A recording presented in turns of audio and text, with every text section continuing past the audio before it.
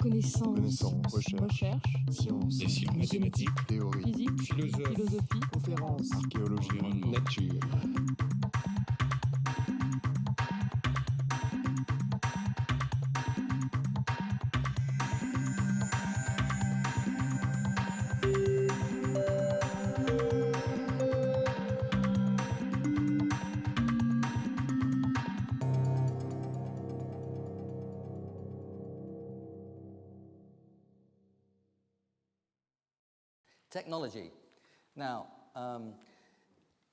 Alors, la technologie comme éventuel moyen, la technologie repose sur les idées.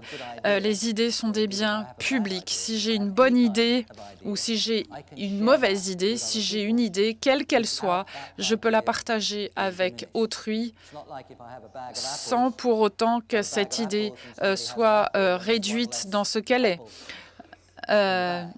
Si j'ai un panier de pommes et que quelqu'un me prend une pomme, il y a une pomme en moins. Maintenant, si je partage une idée avec quelqu'un, cette idée n'est pas réduite pour autant. C'est donc ce concept de bien public qui demeure ici. Et comme une idée est un bien public, eh bien, les marchés ne produisent pas suffisamment d'idées parce que le public les gens ne comprennent pas toujours les avantages que leurs idées peuvent avoir. Il y a des brevets où l'on peut gagner des profits, des bénéfices à partir d'idées qui sont inscrites. C'est possible. Donc, là, on va au-delà de l'idée selon laquelle l'idée est un bien public. Ceci dit, il faut élaborer des politiques qui vont permettre d'encourager l'émergence, la naissance de nouvelles idées. Ce concept d'idée comme un bien public s'applique à beaucoup de domaines de la connaissance humaine. Mais dans ce cas, je pense qu'il est très important que les idées arrivent rapidement en raison de l'intensité des risques que j'ai évoqués et en raison de l'urgence qu'il y a à agir. Donc, les idées devront faire partie des politiques publiques qui vont aller au-delà de la correction des externalités dont j'ai parlé tout à l'heure. Qu'en est-il des budgets publics de R&D? Vous pouvez constater ici que dans ces 30 dernières années, ces budgets ont chuté. C'est un élément très important ici. Vous voyez que le nucléaire a été le numéro 1 des programmes de recherche et de développement dans le domaine énergétique, des budgets publics. Donc vous voyez que le nucléaire a un rôle très très important. Ce serait très bien que les autres domaines ici du secteur énergétique fassent l'objet de budgets plus importants à R&D. Ce sont de toutes petites sommes d'argent par rapport à la totalité du monde. C'est 15 milliards de dollars par an pour l'ensemble de la planète, alors que l'on parle de 60 000 milliards de dollars de chiffre d'affaires pour la totalité de la planète. Donc 15 milliards, ce n'est pas tant que ça. Mais il ne s'agit pas uniquement de la découverte et de nouvelles idées. On apprend beaucoup par l'expérience. Dans le domaine énergétique, c'est vrai aussi. On apprend de l'expérience des autres et de notre propre expérience dans la vie. Et ici, vous avez le cumul de production d'électricité en térawatts-heure dans le temps et vous avez le coût de l'électricité ici qui est mesuré par unité de production. Et vous voyez que au fil de la production, plus on maîtrise les technologies de production d'électricité, plus les coûts vont diminuer. C'est les sources de données au début ici pour le photovoltaïque et l'éolien sont assez disparates, mais vous voyez que malgré tout, les coûts ont fortement diminué au fil des années et cette diminution s'accélère. Pour le gaz et le charbon, ici, les courbes d'apprentissage ont conduit à moins de réduction des coûts parce que ce sont des technologies que l'on maîtrise mieux déjà depuis fort longtemps. Donc ici, on a un argument fort pour le déploiement de ces nouvelles technologies de façon à ce que l'on apprenne davantage. Cela justifie les investissements dans les technologies des renouvelables qui, dans l'ensemble, ont plutôt été couronnés de succès jusqu'à présent en Europe. Il ne s'agit donc pas uniquement de recherche et développement, il s'agit aussi de démonstration par des prototypes et du déploiement. Puis c'est aussi une question de volonté. DuPont, une grande entreprise chimique, s'est rendu compte qu'il pouvait économiser 2 milliards de dollars par an grâce à des efficacités énergétiques, simplement en demandant à tous les salariés de faire un effort et d'identifier des moyens pour économiser de l'énergie. Ils ont économisé 2 milliards par an. Il y a plein d'autres exemples comme ça qui montrent que on peut penser à l'économie des économies. Et en fait, ce qu'on se rend compte, c'est que les gens ne sont pas toujours en train de penser à tout ce qu'ils font à tous les moments. Ils ne sont pas des super ordinateurs en train de tout calculer à tout moment. Et vous savez, en économie, quelquefois, quand on élabore des théories, on part du principe que les êtres humains sont des super calculateurs et qui disposent de toute l'information. Or, ce n'est pas le cas. Et il est toujours possible de trouver de nouveaux moyens d'améliorer l'efficacité énergétique. Et donc, avec une politique du chercher-trouver, on peut se concentrer sur ces problèmes et faire une différence. Donc, investissement dans la technologie, investissement en recherche et développement et incitation au déploiement des nouvelles technologies. Et bien entendu, nous devons nous concentrer sur la recherche, qu'elle soit publique ou privée. Maintenant, laissez-moi vous dire 2 mots du problème de la déforestation. C'est un sujet très important. Je ne peux prétendre lui rendre justice dans une leçon comme celle-ci et en aussi peu de temps, mais laissez-moi dire quelques mots sur le sujet et essayer d'envisager avec vous ce que nous pouvons faire à cet égard. Donc, je vous ai déjà parlé de l'impact de la déforestation sur les émissions de gaz à effet de serre. Je vous ai déjà dit combien il était difficile d'être précis à ce sujet, mais que l'on savait que entre 12 et 19-20% des émissions sont dues aux opérations de déforestation et à l'utilisation de tourbes comme moyen de chauffage dans certains pays. Et ce qui est important pour mon argument ici, c'est que ces émissions sont importantes et que la déforestation, en termes d'importance, est aussi considérable que les émissions d'un pays comme les États-Unis ou d'un pays comme la Chine. Évidemment, les forêts les plus touchées, la forêt la plus touchée, c'est la forêt tropicale amazonienne et la forêt tropicale en Indonésie ou au Congo, qui sont donc les principales régions où s'opère la déforestation au niveau international. Chaque année, nous perdons une superficie équivalente à la taille de l'Angleterre. Bon, d'accord, l'Angleterre, c'est pas un énorme pays, mais c'est quand même un grand pays si vous imaginez que l'Angleterre serait recouverte de forêts tropicales et si vous tenez compte également de la capacité d'absorption d'une superficie telle que celle-là. Donc ça fait effectivement une différence énorme.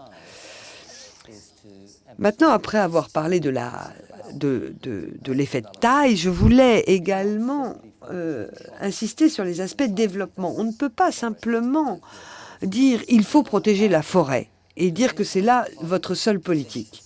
Il faut également reposer la question de la forêt, du rôle de la forêt dans les sociétés, dans les économies où on les trouve. Et les pressions sur la forêt sont dans une grande mesure, pas totalement, mais dans une grande mesure dues à une pression agricole. Parce que l'on veut cultiver de l'huile de palme, du soja, on veut élever du bétail, et ce sont là les pressions les plus fortes sur l'économie forestière. et aussi par la demande en certains types de bois. Donc ce sont là les pressions. Posons-nous la question, comment est-ce que ces pressions peuvent être réduites? Dans de nombreux pays du monde, l'agriculture utilise beaucoup trop de terres. Avec de meilleures techniques agriculturales, pas forcément l'utilisation de plus d'eau ou plus d'engrais, mais en utilisant cette eau et cet engrais de façon plus efficace, on peut obtenir des taux de production bien plus importants par hectare. Et on sait que au Brésil, vous avez une tête de bétail par hectare. Donc, une tête de bétail par hectare. J'imagine la vache, elle doit se sentir bien seule. Je suppose qu'il est possible de gérer cet élevage sur des terres beaucoup plus restreintes. J'ai passé quelque temps en Indonésie et j'ai étudié leur système agricole et j'ai constaté qu'ils utilisent énormément de terres et qu'ils font beaucoup d'agriculture sur brûlis. Et je pense qu'il y a beaucoup de choses que nous pouvons faire pour rendre l'agriculture plus efficace dans son utilisation d'espace, d'eau et d'énergie. Donc, tout ça, c'est inclus dans notre lutte contre la déforestation. Il faut mettre une valeur aux arbres, mais il faut également resituer les forêts dans un contexte plus large, dans un contexte de société et d'économie plus large. Il faut également que nos institutions fonctionnent beaucoup mieux. L'Indonésie dispose d'un arsenal législatif tout à fait performant sur les forêts. Le problème, c'est qu'il n'est pas mis en œuvre et qu'ils n'ont pas de gardes forestiers, ils n'ont pas de forces de police pour faire appliquer ces lois et qu'il est très difficile de gérer cela, surtout quand vous avez des problèmes de gouvernance et de corruption au niveau de votre administration. C'est là un défi et c'est un défi sur lequel nous pouvons agir et sur lequel les gens peuvent agir, sur lequel d'autres institutions peuvent agir en insistant sur les problèmes de gouvernance ou bien en créant de nouvelles opportunités pour le monde agricole. Donc, je pense qu'il est très important d'envisager la protection du milieu forestier dans un contexte et utiliser toutes nos connaissances en agriculture, utiliser toutes les possibilités d'éducation, utiliser les leviers de la gouvernance pour remettre le problème de la déforestation dans un contexte général. Accorder une valeur aux arbres, faire en sorte que ce soit rentable pour les gens de faire attention aux arbres, que les arbres aient plus de valeur debout qu'abattus, évidemment, ça fait partie du processus. Et il faut donc aider les gens qui s'occupent de la forêt de telle sorte qu'ils prennent conscience de cette valeur. C'est absolument fondamental. Mais encore une fois, tout doit être replacé dans un contexte agricole, dans un contexte qui propose des opportunités aux gens en dehors de l'agriculture. Et ça doit être mis dans un contexte de meilleure gouvernance. Et bien entendu, ce genre d'opération doit être développé au niveau international parce que si on se contente d'interdire la déforestation à un endroit, on sait qu'elle va se déplacer à un autre endroit. Donc il faut que ce soit une initiative à l'échelle internationale. Et c'est là un des défis cruciaux auxquels nous devrons faire face dans les 10 à 15 années qui viennent. Quel en sera le coût? Eh bien, je pense que la réponse est « ce sera cher », mais la valeur attendue est également très élevée. Le rapport Stern estime qu'avec 15 milliards d'investissements par an, il serait possible de réduire la déforestation de moitié. Je vous ai également parlé le rapport Elias d'il y a 2 ans et demi, qui est à peu près sur les mêmes lignes. On peut réduire. On sait que en réduisant c'est la déforestation. On va réduire les émissions à effet de serre et avoir des effets secondaires comme par exemple la production des cours d'eau. On va arrêter l'érosion des sols, on va protéger la biodiversité. Donc on a là c'est une activité à très forte valeur parce que ça permet de piéger le carbone à des coûts très faibles et cela permet d'obtenir des bénéfices bien au-delà de la simple séquestration du carbone. Donc, c'est important et l'on constate quelques mouvements très positifs. Le Brésil a été l'un des rares héros de Copenhague, mais le Brésil vient d'élaborer et de faire connaître des ambitions très importantes en matière de déforestation. Et l'un des points forts de Copenhague, pour moi, a été lorsque jeudi, le président Lula nous a dit qu'il avait été négociateur avec les syndicats pendant toute sa vie et qu'il avait quelquefois le sentiment que les négociations avec les syndicats étaient difficiles, mais que rien n'avait été aussi chaotique qu'au congrès de Copenhague. Et il a également dit, ceci étant, nous, au Brésil, nous sommes très ambitieux. Nous aimerions que vous nous donniez un coup de main, mais de toute façon, nous allons faire les choses. Et je pense que c'était vraiment une bouffée d'oxygène dont avait besoin Copenhague. Donc, à compter du 11 mars, la semaine prochaine d'ailleurs, une réunion va se tenir ici à Paris qui va permettre de reprendre les idées très productives qui ont été émises à Copenhague et qui seront reprises en mai à Oslo. Donc j'espère que ce processus qui a progressé à Copenhague va continuer à progresser. Et bien entendu, c'est une question cruciale. Maintenant, quel est le coût de l'action? Je vous ai déjà, au cours de nos discussions, parlé de cette notion de 1 à 2% de PIB nécessaire pour pouvoir agir vraiment. Maintenant, faisons un peu de calcul mental, parce que ça aide à bien comprendre les ordres de grandeur. En économie, nous avons des modèles très compliqués, mais il est toujours intéressant de vérifier la validité de ces modèles compliqués à l'aune des réalités. Donc, je vous ai dit qu'il fallait que nous réduisions nos émissions pour qu'elles soient inférieures à 20 millions de tonnes en 2050. Si nous ne faisons rien, elles atteindront 80 millions de tonnes. Qu'est-ce que ça veut dire ne rien faire? Nous ne savons pas trop, mais nous sommes aux alentours de 50 gigatonnes aujourd'hui. Si nous continuons tel que nous travaillons aujourd'hui ou tel que nous vivons aujourd'hui, nous atteindrons 80 gigatonnes en 2050. Donc ça veut dire qu'il faut que nous réduisions de 60 gigatonnes. Donc pour passer de 80 à 20. Combien ça va nous coûter? Eh bien, en moyenne, on peut évaluer raisonnablement que ce sera à $30 la tonne.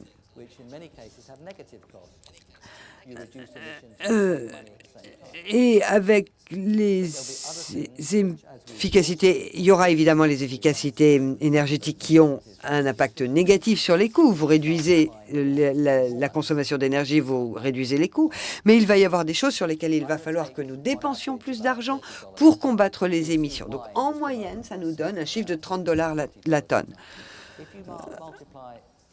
Maintenant, si vous multipliez $30 par tonne par 60 gigatonnes, donc 30 multiplié par 60, cela donne 1,8 trillion de dollars. Vous multipliez et 30 par 60 et après vous rajoutez les zéros comme il faut.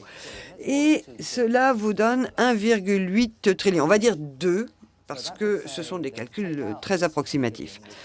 Donc, cela nous amène à dire que pour réduire nos émissions de 60 gigatonnes, ça va nous coûter aux alentours de 2 trillions de dollars. Quel sera notre revenu national en 2050? On peut l'évaluer.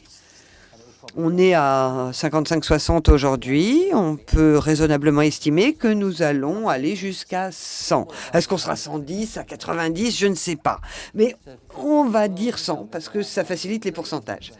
Donc, si on a un revenu mondial de 100 et que cela nous coûte 1,8 pour passer de 80 à 20 gigatonnes, ça représente 2%. Donc, vous voyez comment nous sommes parvenus à ces chiffres. Je ne voulais pas simplement vous montrer un modèle très compliqué, vous disant, eh bien, d'un coup de baguette magique, nos modèles vous donnent ces chiffres. Je voulais vous montrer un petit peu comment tout cela a été calculé. Maintenant, mon collègue Ofa, économiste comme moi, a construit de nombreux de ces modèles et a étudié les modèles construits par d'autres. Je n'ai évidemment pas le temps d'entrer dans les détails, mais vous voyez qu'il revient aux chiffres auxquels je parviens. Le rouge, ça correspond à une hypothèse d'action très agressive, très forte, et qui permet de descendre non pas à 500 ppm, mais à 400 ppm pour ce qui est des concentrations de gaz à effet de serre dans l'atmosphère. Et vous voyez que plus vous êtes agressif au niveau des objectifs, plus les coûts sont élevés. Mais voilà les chiffres qu'il obtient et qui sont tout à fait cohérents avec ce que je viens de vous dire. Ici, vous êtes à 1,5% du PIB pour atteindre une concentration de 450 ppm, qui est celle dont je parle la plupart du temps. Et évidemment, nous n'avons pas des certitudes par rapport à cela. Nous ne pouvons pas être totalement précis, mais nous avons une idée suffisante pour arguer en faveur d'actions dans ce sens, parce que pour le coût d'1 ou 2% de PIB, c'est notre politique d'assurance, en quelque sorte, qui nous permet de réduire considérablement les risques dont je viens de parler. Donc, en gros, on réduit le risque de probabilité d'une augmentation de la température de 5 degrés, ce qui est énorme. Eh bien, on réduit cette probabilité de 50% à 2 ou 3%. Est-ce que je suis certain que c'est 50 et que c'est pas 55 ou 60? Non. Est-ce que je suis certain qu'on parle de 2% et non pas de 3% ou de 5%? Non. En revanche, dont je suis certain, c'est qu'on va assister, c'est qu'on obtiendra une réduction considérable de la probabilité de voir le monde affronter une catastrophe d'ici 2050. Et ce, pour 2% de notre PIB. Donc, c'est le genre de formulation à partir de laquelle on peut commencer à discuter. Je suis bien convaincu que la plupart des politiques vous diront oui, eh bien c'est une assurance, c'est une politique d'assurance qui finalement n'est pas si chère à payer. Donc, je vous ai dit qu'au départ, je parlais de 1% du PIB dans le rapport Stern. Aujourd'hui, et cela pour ramener les concentrations aux alentours de 450-500 ppm. Aujourd'hui, et pour toutes les raisons que je viens de vous exposer, je suis plutôt en faveur d'une réduction pour atteindre 450 ppm et je viens de vous montrer le coût que cela pourrait nous coûter. C'est la raison pour laquelle je vous ai demandé de faire ce petit calcul mental tout à l'heure, plutôt que de vous expliquer en détail toutes les études très complexes menées par des gens comme Ofa et par d'autres. Ici, les travaux de McKinsey, vous connaissez cette société de consultants qui a travaillé secteur par secteur sur le coût des réductions d'émissions. Encore une fois, je ne vais pas rentrer dans les détails, mais vous avez les coûts négatifs ici qui correspondent aux efficacités énergétiques. Vous réduisez vos émissions, ce qui vous permet de gagner de l'argent. Ça, ce sont les réductions positives. Et puis, plus vous êtes ambitieux au niveau de la réduction des émissions, plus cela coûte.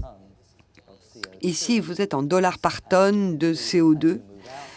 Et vous voyez que plus vous progressez sur l'axe ici, pour parvenir à une réduction de 40 milliards de tonnes, vous constatez effectivement qu'il va falloir utiliser des moyens de plus en plus onéreux.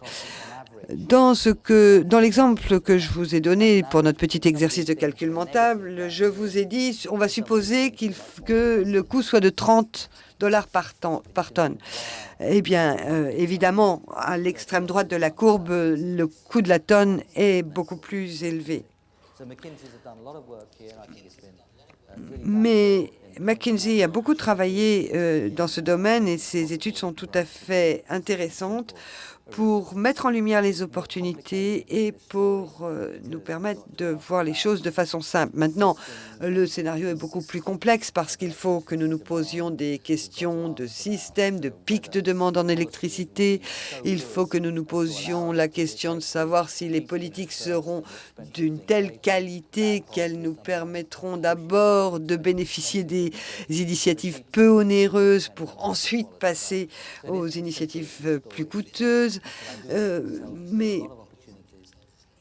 Donc, effectivement, ce schéma est sans doute un petit peu simple, mais il nous montre bien qu'il y a beaucoup d'opportunités et il nous montre en moyenne quels sont les niveaux de coûts auxquels il faut nous attendre. Donc, voilà ce que je voulais vous dire. Et j'ai insisté sur ce point la dernière fois. Je vous disais combien le défi pour les pays en développement est particulièrement difficile. Ce sont les pays les moins responsables de la situation de départ. Et c'est la raison pour laquelle les pays riches ont une obligation à aider les pays en développement pour leur transition vers une économie économe en carbone. Je ne vais pas rentrer dans les détails de ces calculs, mais ceux d'entre nous qui avons travaillé sur ces calculs de façon très détaillée, voyons que quand on parle de réduction et d'adaptation, on se rend compte que cela va coûter en plus 200 milliards supplémentaires pour aider la transition pour les pays en développement. Donc, cela nous permet d'évaluer le type de soutien que les pays développés devront apporter aux pays en développement. Ban Ki-moon, secrétaire général de l'ONU, a annoncé il y a 3 ou 4 semaines qu'il mettrait en place un panel d'experts de haut niveau présidé par Meles Zenawi, Premier ministre d'Éthiopie, et par Gordon Brown, actuel Premier ministre britannique. Ce panel d'experts devant étudier de nouveaux moyens de financement. Sera-ce une taxe de style taxe Tobin? Sera-ce par l'intermédiaire du FMI? Sera-ce par des taxes sur les transports par bateau et par avion? Il y a beaucoup d'idées qui circulent, mais le tout est de trouver un nouveau système afin de trouver les financements pour ce soutien. Et j'espère que cette année, nous verrons émerger de bonnes propositions pour ces levées de finances, tout en tenant compte évidemment de la période difficile que traversent les économies des pays riches. Donc, je vous ai présenté la situation en termes de coûts et de charges, mais maintenant, je voudrais vous dire quelques mots du côté passionnant de tout cela. Je vous ai dit que ça allait nous coûter plus d'argent. Mais maintenant, j'aimerais regarder les choses sous un autre angle et essayer de vous montrer comment nous devrions envisager tout cela comme des investissements. Et comme des investissements qui vont être très dynamiques, qui ont une courbe d'apprentissage très dynamique et qui vont nous mettre sur des voies beaucoup plus passionnantes. C'est la théorie de croissance. Ce sont les modèles du XXe siècle. C'est très simple à comprendre. Vous avez G, et je vais vous expliquer tout cela en détail. Cela vous dit que les économies, si les économies, ce sont les investissements divisés par la production. Donc, si vous divisez S par V, vous avez les investissements divisés par les l'output, par les résultats, donc vous avez l'investissement sur le capital. Bon, c'est du calcul. Donc, l'investissement sur le capital, l'investissement, c'est le changement du capital. Donc, l'investissement sur le capital, c'est le taux de changement proportionnel du capital. C'est une théorie de base en économie et qui est très simple. Donc, vous pouvez augmenter votre taux de croissance en augmentant votre taux d'épargne ou en réduisant votre ratio de production du capital, donc en réduisant le capital nécessaire pour produire. Vous pouvez augmenter votre taux de croissance soit en augmentant votre épargne, soit en augmentant l'efficacité de vos investissements. C'est du bon sens. Mais l'économie, c'est du bon sens. Et voilà ce que c'est que la croissance.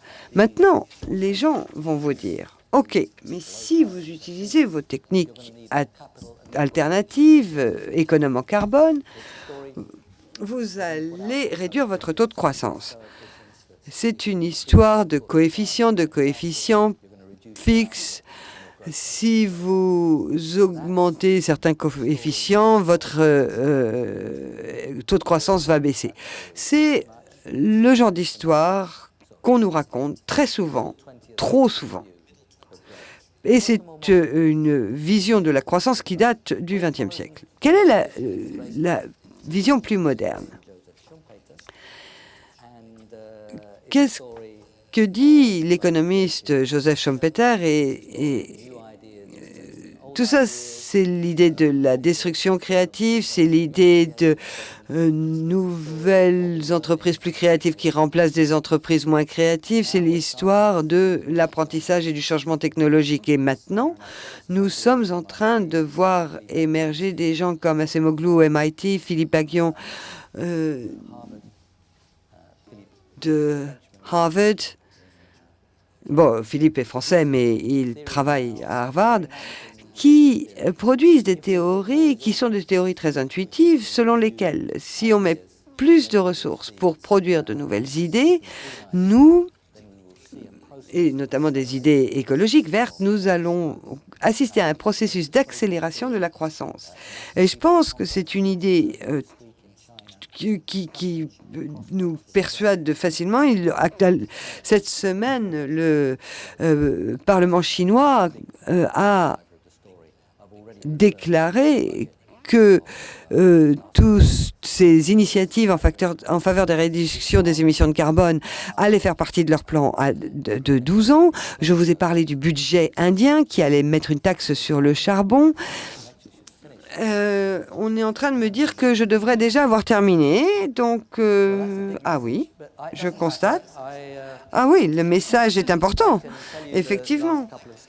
Mais peu importe, je vais vous dire très rapidement ce que j'avais à vous dire sur mes 2 dernières slides. Donc, je vous ai parlé de l'apprentissage et des nouvelles théories qui sont des théories de croissance basée sur l'apprentissage. Et je voulais vous montrer un graphique que vous regarderez sur le site web lundi matin. Vous avez ce graphique très intéressant qui dit que les poussées, les bonds de croissance auxquels on a assisté par le passé, nombre de ces bonds de croissance ont duré 20 à 30 ans et ont été associés au chemin de fer, à l'électricité, à l'apparition de l'automobile, à l'apparition des informations, des technologies de l'information et des télécommunications. Et à chaque fois, ça a duré 20 à 30 ans. Et je pense que maintenant, nous sommes à une 6e vague, un 6e bond qui va durer 20, 30, voire 40 années. On le constate partout. On le constate dans l'effondrement du prix du coût de l'énergie solaire. On le constate dans la manière dont les nouveaux bâtiments sont autosuffisants en électricité et sont beaucoup mieux isolés. On le voit dans le domaine agricole. Il n'est plus besoin d'inonder les rizières. Il y a plein de choses qui gaspillent beaucoup d'énergie, qui gaspillent l'eau, qui gaspillent les surfaces agricoles. Et partout où vous regardez, que ce soit la production d'électricité, l'agriculture, les transports, vous allez constater que tout va très vite et qu'on voit apparaître de nouvelles technologies très très rapidement. Oui, j'aime beaucoup ce graphique. C'est celui dont j'étais en train de vous parler avec ces bonds ou ces vagues de croissance. Et partout où vous regardez, vous voyez ces nouvelles idées, vous voyez des marchés qui sont énormes, gigantesques. Et les marchés sont prêts pour accueillir ces technologies vertes. Et nous savons que ces marchés vont se développer, vont atteindre des chiffres de l'ordre du trillion de dollars. Vous avez des pays comme l'Inde, le Brésil, la Chine qui adoptent tout cela. Et dernier point sur lequel je souhaitais attirer votre attention, cela vient d'un pays pauvre en développement, le premier que j'ai visité en 1967, à savoir l'Éthiopie.